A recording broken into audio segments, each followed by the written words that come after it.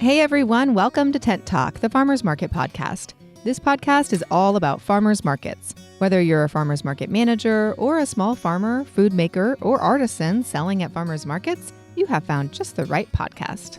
I'm Kat Fields-White. And I'm Bridget Myers. We're longtime farmers market managers, educators, and consultants. Get ready to catch up on all things farmers market pros with us. During this month of Defining Farmers Markets episodes, we've talked about all the ways farmers markets show up. Today, we're discussing ways to keep our word. Today's episode of Tent Talk, the Farmers Market podcast, is supported by TentCraft. TentCraft is on a mission to help farmers market vendors ditch cheap canopies that fall apart after a season or two and invest in professional-grade tents. Attractive, branded tents that stand up to weather and constant use, stay looking good, and impress shoppers on market day. You can trust TentCraft to manufacture the strongest custom canopy on the market, and since they're made right here in the U.S., you can often get a beautiful custom tent within days. To order your new tent, click the TentCraft logo on the resource page at farmersmarketpros.com. All right, everybody, welcome back to Tent Talk. Here we are. We have had such a busy 4 or 5 weeks here. Oh my gosh, I felt like after the conference, I was like, okay, I can chill a little bit. Rest. I know I have some stuff coming up, but I can kind of just, get back to routine and it'll be nice and get some regular hours. And we went straight to Main Street. Went straight to Main Street, which was actually very lovely. That was fun. Yeah. The Main Street America Conference, right, which was in Philly this year. So that was handy. That was very helpful. So just stayed at Kat's and had a great time in Philly and had a great time at the conference. Philly was so fun. So that was fun. Because we were there, Yep. We got to be there for the opening day, beginning of April, for the market that we coach in Philly. Yes. That we've coached to take off. They're kind of flying on their own now. They are just like on it. They don't even have many questions anymore, although every once in a while I'll say, maybe this would be helpful. Yes. But mostly they're just jamming. What a Probably great helps team. that Seth came to the Intense conference. Oh, yes. He says that helped him a lot. Oh, if everyone who is listening went to the conference, I'm sure you met Seth. Such a wonderful, bright and shiny human. And he is running the Point Breeze Community Market with a fabulous team in Philly every Thursday. Yes. And so we got to be there for the opening day for this season, which is just coincidence timing wise. But I was really excited to see the market. So yeah, that's it's cool. Thriving and just so lovely. So that was awesome. Very fun. But yes, that was kind of 10 days away for me, away from my desk, I guess. I had my virtual desk going, but yeah, I had to come back and hit the ground running because then a few weeks after I got back, I moved my entire market, my 6-block market on Saturdays in Little Italy. We relocated, which we do every year at the end of April because of a big art festival. And I know I've talked about that on this podcast plenty of times, but it's just so bizarre because it's not even just a relocation to one other spot. It's a relocation to 2 other blocks. 2 separate streets. So two blocks on one street and 3 blocks on another street. So I had to split the market up, which I don't like because then it's out of my line of sight. I had to run in between the blocks all day. And just mapping that market is just gives me brain damage. So that was fun. And my city is so lovely. I love them so much. If they're listening, please keep working so nicely with me, except there's bike bollards on one of the streets that I had to move to that are screwed into the ground. And every year they have so nicely taken them out or said they were going to take them out. One year they forgot. We had to take them out ourselves. But they said they're going to. And then at the last minute, they said, oh, sorry, our city, we're having a budget deficit and we don't have the labor to take those bollards out. And so I lost 11 booth spaces, which you can imagine. And then a lot of vendors had a little bike bollard in their booth space, which honestly, they did not even complete. Everyone was like, it's cool, work around it. They were all so chill, as farmers market vendors mostly are, flexible. So we were already moving. So they were already, if they were going to be in a tizzy, they were already in a tizzy. And they just kind of added that on there. And that was smooth, but it was a real pain to lose those spaces and to not know that it was happening until kind of the last minute. So. It's the last minute stuff, no matter what it is, that hurts you. I'm like, being hello? able to plan ahead, that's a thing. It was so funny because I just got an email from somebody at the Mill City Farmers Market, and they said, hey, so we're going to have to change up our footprint, and I wonder if you have any information about that. Do you know anybody that's ever had to do that? How does that affect the vendors? We don't want to, mess up their sales by moving them. And I'm like, well, funny you should mention that.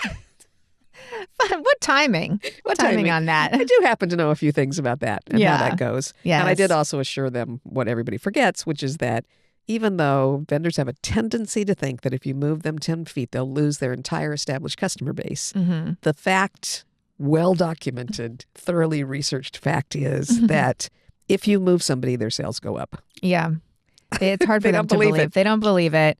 Or they'll say, for whatever reason, they'll say, I think I do more sales in my regular spot, my regular day. So, But didn't you just get an email from somebody that said after that big thing where you moved your whole market to 2 and 3 blocks south, didn't they just say, hey, I had my busiest day ever? I did not just have one message like that.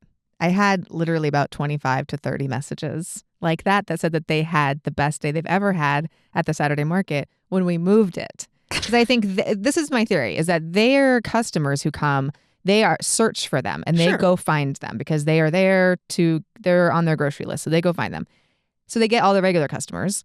And then they get all these new customers who are either come to the market every week, but they beeline to their favorite vendors. And so they don't see these other vendors. And so then they get those new customers. And we get people that are attending the adjacent art festival who aren't necessarily regular farmers market shoppers, but they drift over to the market because we look like we're having a lot of fun and they're hungry. And so they come over and then the vendors get all of those customers too. And then they go, oh, okay, I'm going to come here every Saturday. This market's awesome. And I think even without the art festival, I think anytime you move, you land in an area that doesn't have a market in the middle of their street. Yeah. And new people discover you. Yes. Yeah. So we had a lot of happy shoppers, really happy vendors. The weather was a little questionable in the afternoon. And I don't know. I saw that it was going to rain and then I didn't believe it because I've just convinced myself that the weather's inaccurate all the time, which is often true. is. No, often is. And it was like a 25% chance. I was like, that's a joke. And then it just kind of poured for 10 minutes. But then it stopped, right? And then it stopped. It's a little disruptive when that happens. When it's just out of the blue. So a lot of people's stuff got wet. So that's never good, So it's better to be prepared for that. But the shoppers didn't really leave, I think, because they had just paid $30 for parking and they're like, we're not leaving. Or they've been standing in line for hot food for 10 minutes. Nobody got out of line. They were just standing in the pouring rain in line to get food and drinks and things like that. So ended up being fine. The vendors were like, hey, whatever, it happens. It's not a big deal. And then the sun came out for the end, which is, I like that. We didn't have to break down in the rain. So that's lovely.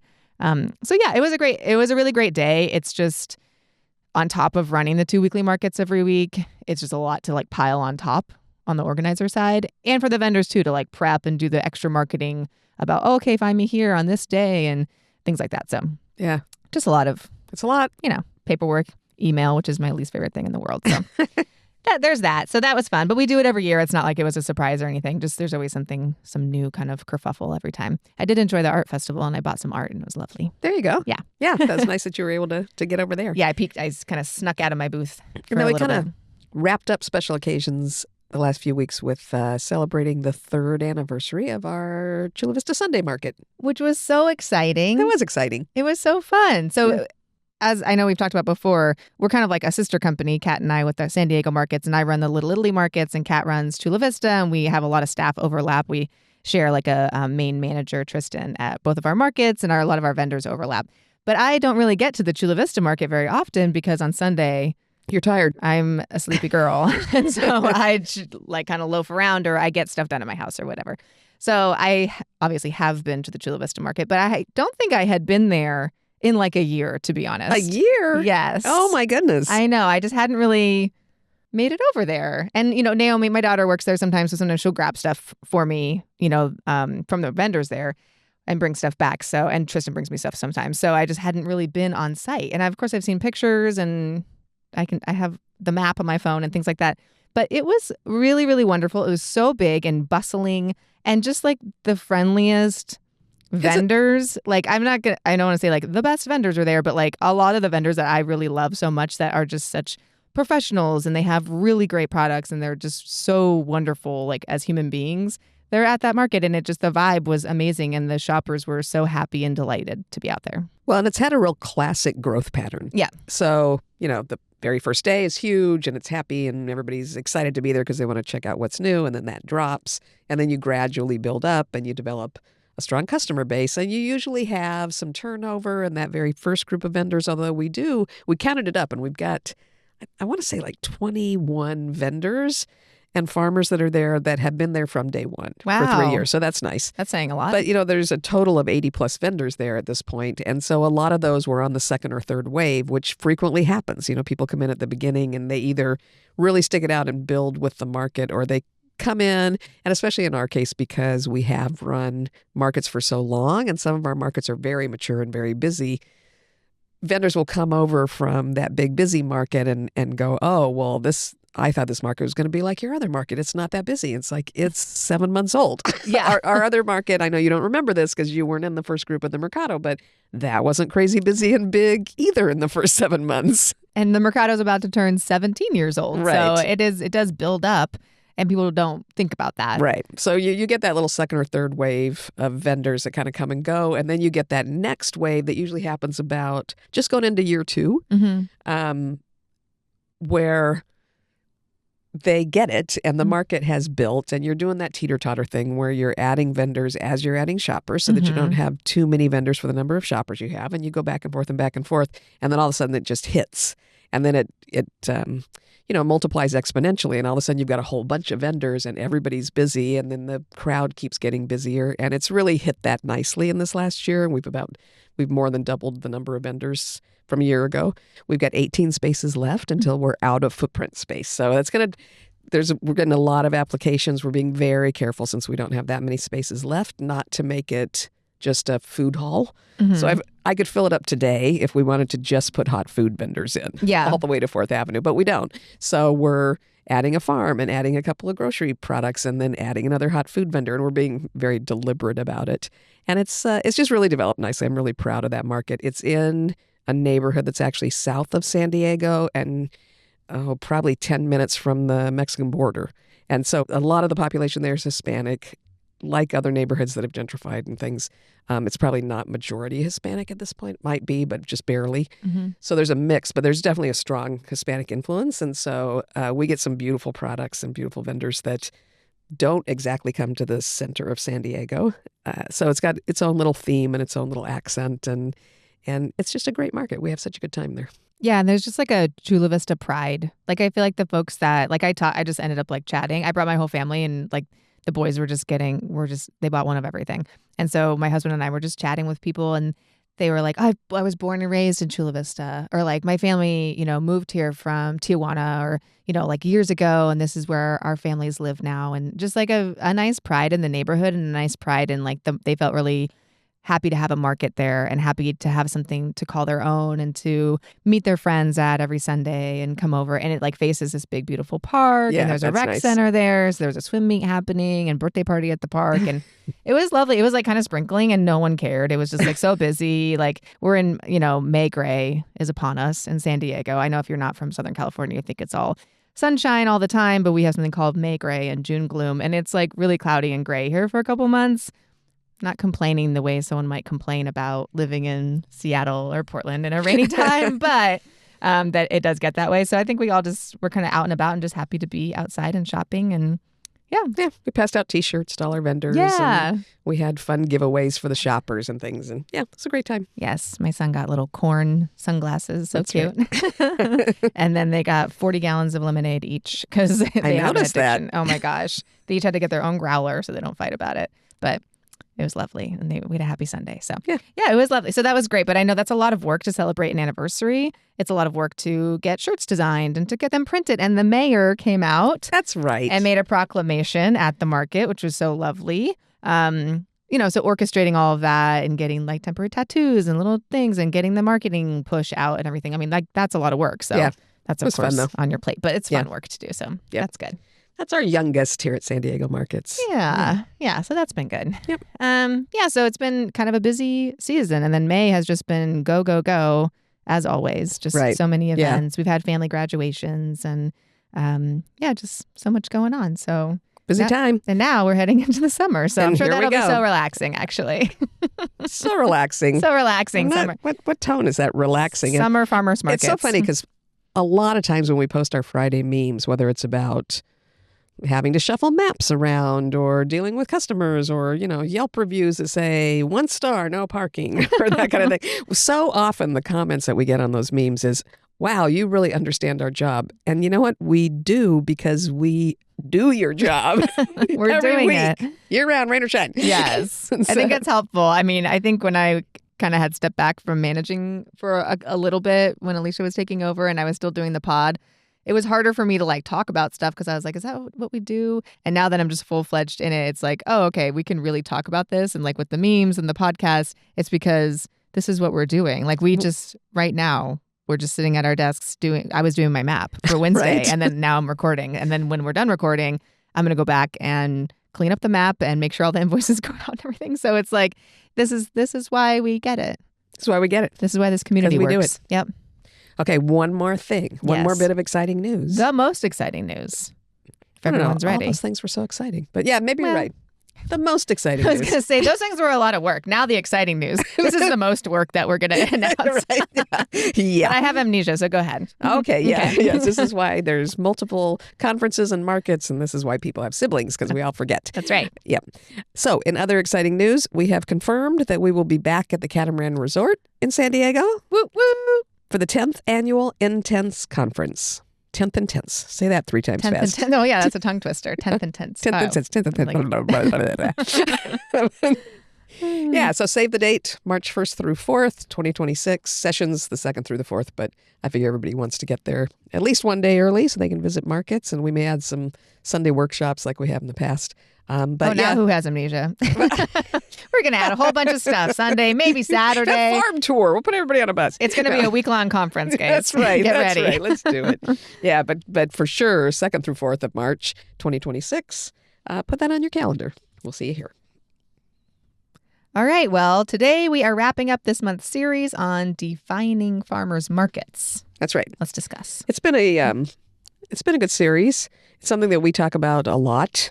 And something that we all forget to talk about because we get busy with just producing those markets. So Yep. I think Bridget and I and our organization, we tend to be traditionalists. We like the classic definition of farmers markets in all the ways that that's worded. So here's some of the ways that that's worded. So Michigan State University says, and they do a lot of studying on food systems and farmers markets and things. They say a farmers market is a public and recurring assembly of farmers or their representatives selling the food that they produced directly to consumers. So that kind of hits all the strong points. That's what I would say. It's pretty similar. USDA's short and sweet, a physical location where 2 or more farm vendors sell agricultural products directly to customers on a recurring basis. That's your basic definition. And from the USDA's standpoint, when they say farmers market, they're talking about the farmers. A lot of farmers markets have grown into one-stop grocery stores. And so there's a lot of non-farm things there too, whether you call it value added, whether you call it groceries.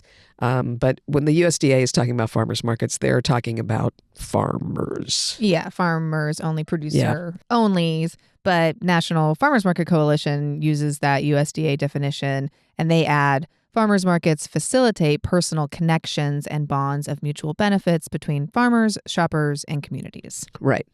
So that's kind of takes it one step farther, understanding that it's those relationships that really make farmers markets unique. Yeah. So the World Farmers Market Coalition, based in Italy, members from literally all over the world, they break it down. They've got a very long definition page, actually, on their website. But the Italians like to talk a lot about certain things. No way. I say that lovingly as a adjacent Italian adjacent in my neighborhood. Yep. That's right. We worked with Little Italy for a long, long time. And in Big Italy, they're somewhat the same. I'm very surprised that they have yet to find a way to make websites move their hands when you read them. I don't It would really I don't help. know. Yeah. And it would make you feel like you're in Italy. Mhm. Anyway, they believe at the core that farmers markets are managed. Farmers markets possess and publicize rules committed to direct marketing, transparency of food origin, and competition. They're very clear that it should be producers selling. Farmers markets occur on a recurring basis, and they're inclusive and open to participation by farmers and shoppers. That's a big deal for World Farmers Market Coalition because in some parts of the world, distributors and retailers have been somewhat oppressive towards the actual producers, the farmers. So access to farmers is a big thing that World Farmers Market Coalition does as part of their mission. And just really back to our roots. I mean, in Europe, they've had farmers markets for centuries, billions of years. So it's really like that was the whole purpose, right? Is that I grow and sell something I want to sell to you so you and your family can eat it. That's really the origin of all of this. So I think really remembering to bring it back to that is important. Y'all can't see this, but Bridget's feeling her Italian and she's waving her hands around as she talks. I did my Italian hand gesture. One of these days we're going to have to make this thing a video cast. What do they call that? A vlog. Oh, not today. I got to brush my hair first. Yeah, right. That's the big roadblock for us in producing a video podcast. We would have to dress. It's not a regular. No. Oh, a podcast in pajamas. I feel like that's a catchy name for a podcast. Okay. All right. Another podcast to start. Go. Okay, let's not start new things.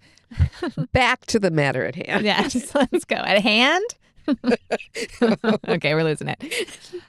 So what are the key points in that classic definition, and why don't some of the structures that use the name meet those? Because they're greenwashing sons of guns. That's why. Don't get Kat started. Now Kat's stepping up on her soapbox. You can't see that. That's right. Yes, but why wouldn't someone say that? And let me just say before we get into our list, I think some people just don't realize that they're absolutely being nincompoops. No. That's right. Some of it's inadvertent. Yes. Some people just don't understand the definition of farmers markets, so they are kind of fast and loose with that. Mm-hmm. Because farmers being present, to me, is the core part of the definition of farmers markets. Mm-hmm. That rules out retail stores, which I do not think are doing it inadvertently. I think they're doing it on purpose. Retail stores that use that name. A big grocery chain that, should we mention? One of these days. It rhymes with Frouts. We're on the outs. Those guys are the biggest. They're doing it on purpose to hurt They are us, definitely to doing hurt it our on feelings. purpose. I've done that talk that I do often at other conferences and things about farmers markets and fake farmers markets and speaking up for farmers markets. And I have that photo of an outlet of on the outs, a location of that store that has this big sign painted on the front wall as you're checking out that says, everything you'd want in a farmer's market, but 7 days a week. Excuse me. Seriously? Seriously? And it says every week, rain or shine, or every day, rain or shine, or something like that. It's just Really, because you're inside with co-opting. fluorencent lights. Right. And there are no farmers And there's present. no farmers. I'd like to point out. And all of your stuff is in cold storage. That's right. And another thing. Off we go. But it's like, we've seen those things in airports. I think Yeah. Justine and I were coming home from a conference one time. We were in the airport in Boston. And it was like farmer's market. It was a little cooler. It literally had Coca-Cola and Doritos in it. I'm not kidding. There wasn't even like a fruit or a vegetable in it. There's a whole series of those little convenience stores in airports that say farmer's market on them. And they have nothing resembling a piece of produce, much less a farmer. I think they just mean like market. Like just say market. Why are you saying farmer's market? Because it's cute and it's popular and Yeah. people like farmers markets. They're That's why globbing on. Some of those are doing it on purpose. There's a liquor store up the hill from us that's called Farmers Market Liquors. Get out of here. It's, again, no farmers present. No. Nor produce for that matter. Just a fun name to say. I guess. Oh, It's boy. weird. Okay. There are other people that use the name in a less evil way. Yeah. Just inadvertently or to express that. So mobile markets, for instance, that we talked about Yeah. earlier this month, they are actually selling you things from farmers, but then sells every grocery store in the world. It's not like any of that stuff just is whipped up in a mixer in the back. I feel like if it's a vegetable, it does come from a farmer, but farmer's market means, and here we go with the apostrophe. Kathy Zeman, if you're listening, let's go. Turn it off right now. That's right. She's coming at us about where the apostrophe lands in farmer's market. But the whole point is, farm produce or not, it's a farmer's market if there's a farmer selling to the consumer. Yes. And they get to keep the retail price of it. So a Exactly. mobile market, unless you are just independently wealthy and funding the whole project by yourself, you're probably taking a cut of that Yeah, exactly. just to cover your costs, which makes sense. Sure. It's not evil to do that. No, it's fine. But it's just like, let's use the correct language. Yeah, it's called mobile market. Mhm. And we did talk earlier this month about Yeah. why you might not do that. And there's reasons yeah. too, of course. Yeah. Right. I mean, we got into that already with the word. Right. So mobile markets are awesome, Mhm. but mobile farmers market doesn't technically meet the definition unless you got a farmer on board. So unless it's they're just riding along. And this is just At least two of them. riding shotgun. Yeah, That's two right. of them. Oh, yeah. So it just kind of waters down the word and confuses people and makes Right. it difficult for people doing the hard work of running farmers markets. Right. So as we've discussed all month. Same with online farmers markets. That'll get me going. That's an Also. oxymoron. Yeah. If it's an online platform where you can buy fruits and vegetables and meat and whatever else they've got for sale on there, just like whatever else we have for sale at the farmers market along with farm produce, it's not a farmer's market. It's an online platform. Yes, you can just say online market. produce. You can even say online locally grown farm produce market. I will say that almost all those online markets, they'll say locally grown produce, and then you look it up and you enter your zip code that's in Pennsylvania, and they show you the produce that they will ship you from Ohio. And folks, define local. Next month, we're defining local. Tune in. Another word. Don't get us started. We're in a mood today. Okay. Yeah. But yeah, farmer's market should be that kind of protected word. The way that people can't, I don't want to get into the nuances of the word organic, because I think that's started out with good intentions and went a little somewhere or the other. But that's a protected word, and it would be nice if farmer's market was a protected I agree. kind of phrase that you could only use in certain circumstances as defined as by what we just said.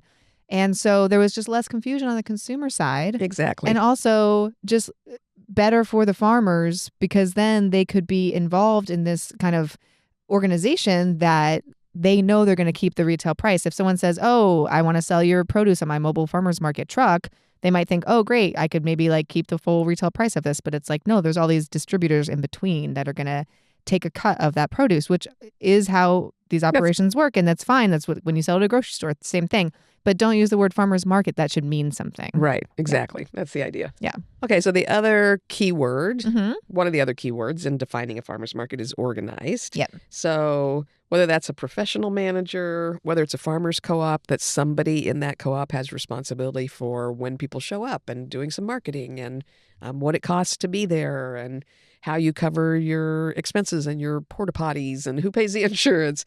Somebody's organizing a farmer's market. That's just part of the structure. Yeah. Even if it's a volunteer, there's somebody organizing it.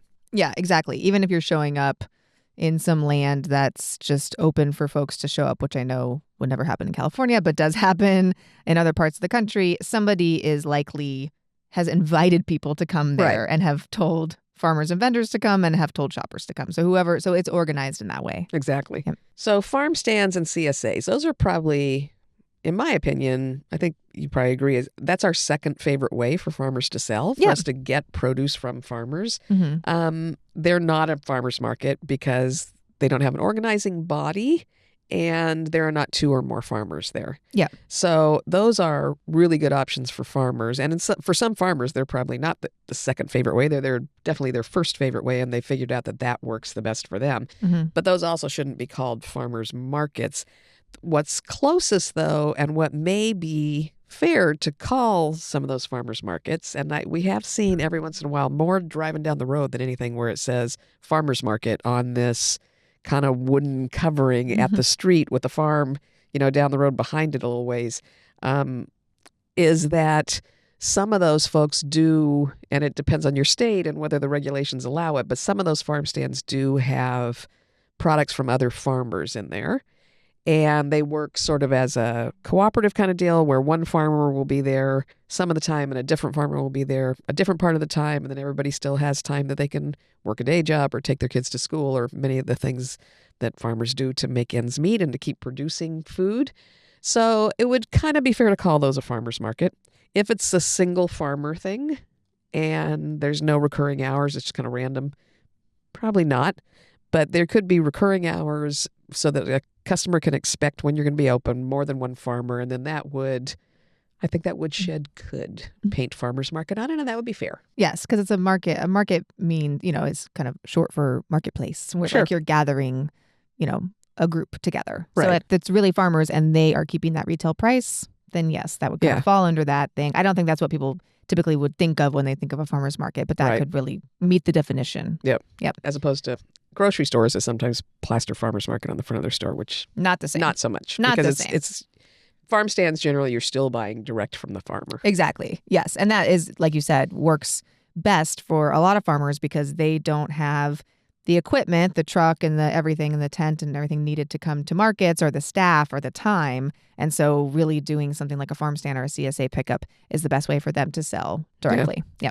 There's a farmer in just outside of Philadelphia in Pennsylvania, and she does many, many amazing, wonderful things. Krista Barfield is her name, but she goes by Farmer John because John's a slang term in Philly in particular that just means, like, it's like aloha. It means like 18 different things. It's like, interesting. oh, there's some ice cream, John. Oh, have you been to that, John? Meaning like a place that you go. So that word's tossed around. But anyway, so she goes by Farmer John, and she's doing a thing that's almost like a reverse farmer's market.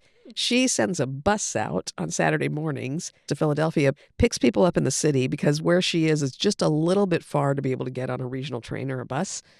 She sends a busload of shoppers, takes them to her farm out in Westchester, which is like a little ways out of Philly, and they can shop for her produce and for produce from other farmers that also just don't have the staffing and thing to make it to market. So it's a farmer's market, but instead of the farmers traveling to the market, the shoppers travel in a group to the market. Kind of love this idea, actually. Yeah. A farmer field trip market. Yeah, exactly. It's so fun. I love that. And that's so great for folks to see where the food is being grown. Yeah, as well. that's ideal, right? Yeah.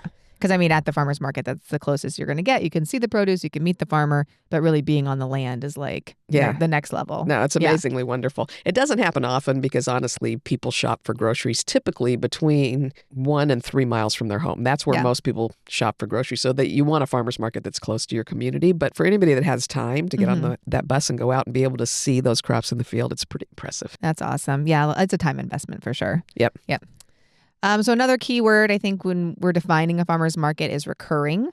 So seasonal, or of course our preference, every week, rain or shine, same place, day of the week, time. Yeah. Just recurring, because that is how you build habits. Yeah, and building habits is how you build sales and sustainability for farmers and vendors. Exactly. So. I love seeing that more markets now are stretching their seasons out and making them longer. Every once in a while now I'll see somebody that's got a farmer's market that runs like from June through, I don't know, the end of July, or from July through October, and just think, why? No. Or when people try to do seasonal farmers markets in San Diego. Yeah. They go, no. Doesn't make any sense. Silly goose. And then farmers selling direct to consumers. That is the key part of the definition, is that farmers sell direct. They get the whole retail price. They develop relationships with the people that buy food from them, so that people become more and more aware of how hard farmers work and what kind of produce there really is out there and what things taste like when they're not bred to be stored and shipped. All those super important things. Yeah. And just, again, like that creates habits as well, because you get in the habit of tasting the best food, really. That's what you want to change everyone's taste buds. And you can only do that by buying directly from the farmer that's growing it, and just building those relationships and kind of food security and all of those things that we've talked about in our episodes. But developing relationships is just such an important part of an actual farmer's market. Right, for sure. So can resellers be part of a farmer's market? If one of the basic things in the definition is that farmers sell direct to consumers, that's a point of discussion. And we've discussed it a lot, so maybe we won't go too deeply into that today. But there are markets that have both. I think what our answer boils down to is, if you've got resellers there, you just need extreme transparency. So you need signage and you need conversation that really explains to people that folks on this side of the aisle are actually growing what they sell. There was a strong demand for bananas in this neighborhood, and so we decided to let this reseller in that's getting them from a warehouse where they're imported. So there is produce here that's not being sold by the farmer. This is very clearly who's who. Exactly. And I think we've talked about this before too on episodes, but just, you have to kind of be reasonable and think about, okay, does this community have time to go to multiple stores to shop at the farmer's market? And then when they need bananas, they do have to make another stop at a grocery store. And, bananas might just be something that they need. Like a lot of little kids eat bananas. A lot of, let me tell you what, CrossFitters eat bananas. My family eats so many GD bananas. But the workout bros, they love them. So it's like, but, we are all living our lives. So are you trying to create a habit where folks are buying a lot of their produce directly from the farmers? Well, then develop that. And then if there is that need, and if it's legal, which it's not here in California, so we can't do this, but if it is, plausible for you and it doesn't kind of water down the essence of really what's happening at your market, which is developing all these relationships with farmers, then yes, maybe resale makes sense. But again, like you said, transparency is really key in that. Really key. Yeah. And that goes too for community markets. So I've worked with, just as a coach the last few years, a number of markets that were in neighborhoods that need fresh food and they don't have access to fresh food. And, call it food deserts, call it food apartheid. For many reasons, there are neighborhoods that don't have fresh food access. Yeah. I mean, Little Italy, when we started that market, didn't have access to a grocery store. Yeah. It was a hike. You could do anything else you wanted on foot, but you couldn't get groceries on foot. So there are places that need fresh food that maybe there's no farmers within a decent range, or the community hasn't developed a habit of shopping at farmers markets, or they have limited financial resources, although I have personally seen that theory debunked. I have seen so many low-income neighborhoods where the folks will concentrate the money that they do have on getting really good food for themselves and their kids. Mm-hmm. It's still a priority for them. It's a misassumption in my mind that folks that don't have a lot of money won't spend money on food versus other expenses. So it's important to get fresh food into those neighborhoods.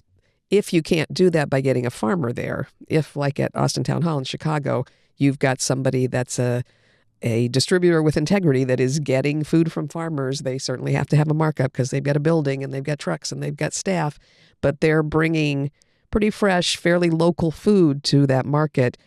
That's a wonderful thing. Mm-hmm. And it does develop the habit in those communities of shopping at a local market and going and one day of the week seeing your neighbors and picking up food from somebody that's bringing it in.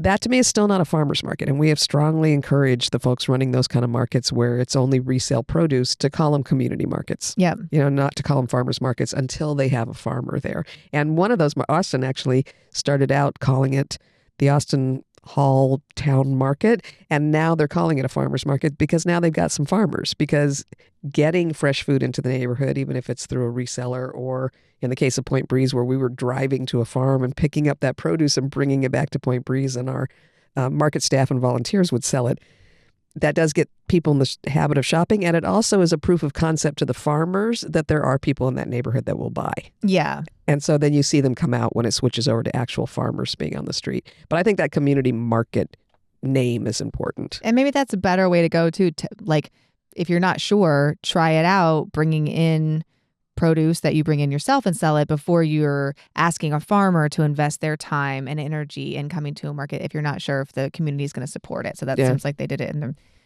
the right order in order to be successful and to serve the community and to serve the farmers. Yeah. So still keeping the name farmers markets for farmers markets. Please. So why does that matter? Well, I think it's uniquely beneficial to farmers. They get to keep their retail price, which is not something that they get to do with any other avenue. And it provides them with a further reach because, like we said, farm stands and CSAs are really good options for a lot of farmers, or they grow, directly to packing houses or develop relationships with restaurants and things like that.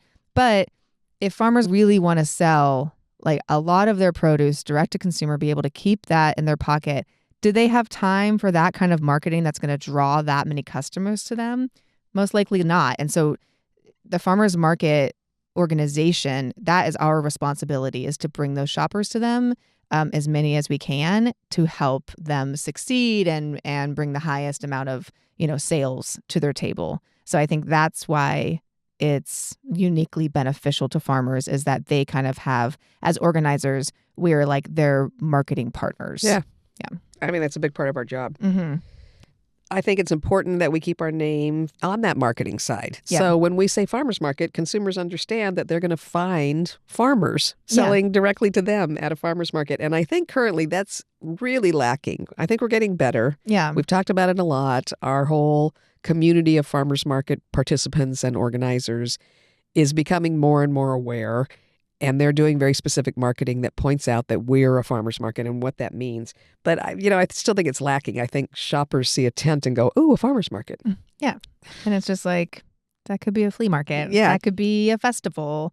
That could be so many things. So it's, I think, kind of really dialing that name in is important. It's like we shouldn't call a 7-Eleven a grocery store.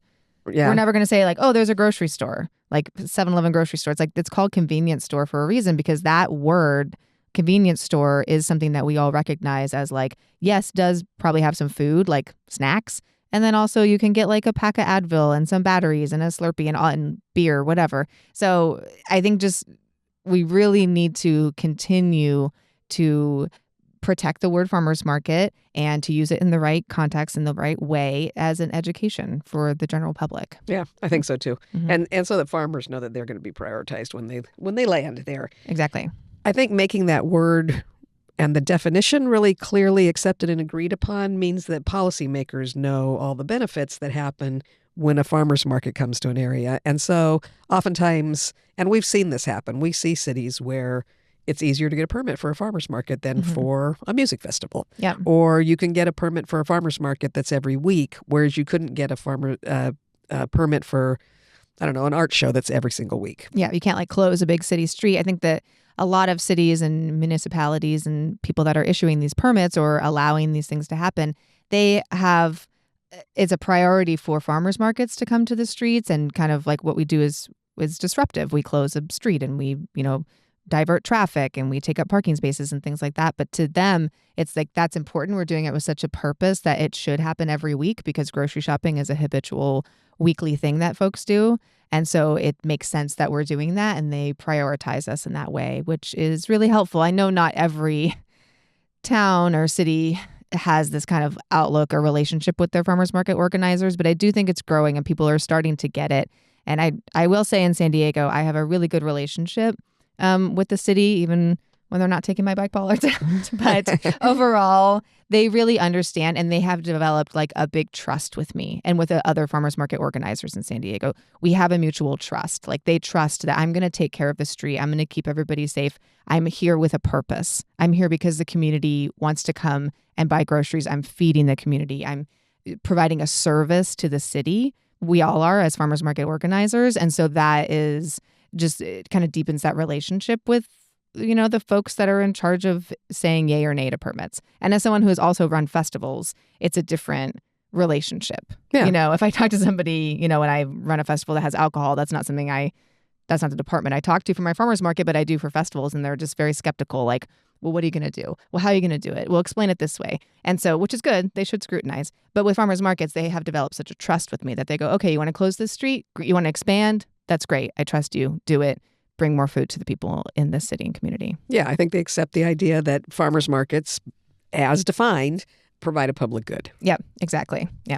And we need to keep explaining that to them.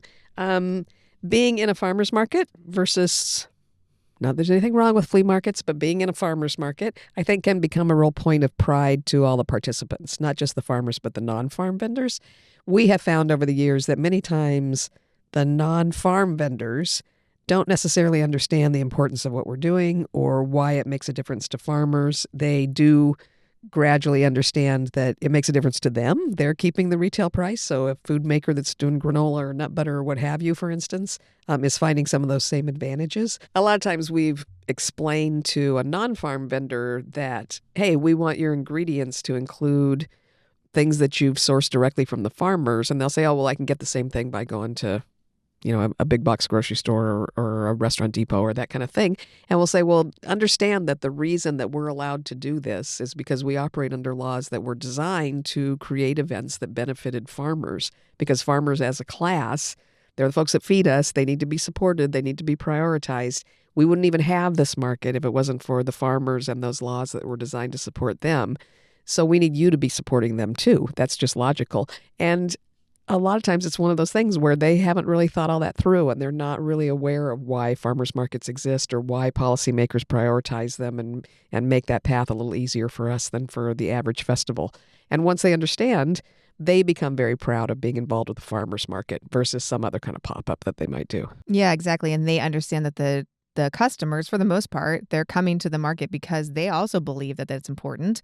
And so if they are supporting farmers as a vendor or supporting, the idea of this farmers market, their customers appreciate that and then kind of more and more strongly bonded with them as, a vendor. So a shopper that's there to get their locally grown produce, and they turn around and they see someone making crepes but using strawberries from the strawberry grower that they love, they are going to feel more inclined to buy that because they see that this is like a relationship building with everybody. Yeah. Yeah.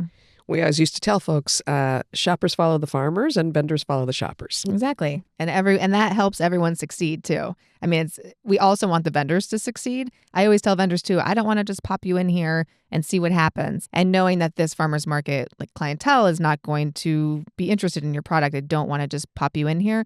We're growing like a very deliberate community and family here. We're all supporting each other. So I want the vendors to succeed as well, but also the shoppers are here for the farmers. And then when you're here, it's a benefit to them. So explaining that to them, I think, I think their inclination sometimes get like a little offended by that. Like, oh, you don't care about us. Like, we're just over on the side. And it's like, no, like I feel like I need them too. I don't think that a farmer only market could thrive at the level that my markets are thriving in the middle of a dense urban neighborhood. People would come out and buy produce, but they wouldn't stay as long and they wouldn't maybe buy as much because they'd say, oh, I have to go somewhere else for my granola or my nut butter. And so having those other vendors there, it is really like ties everybody in together, but dialing it down to we're there because of the farmers.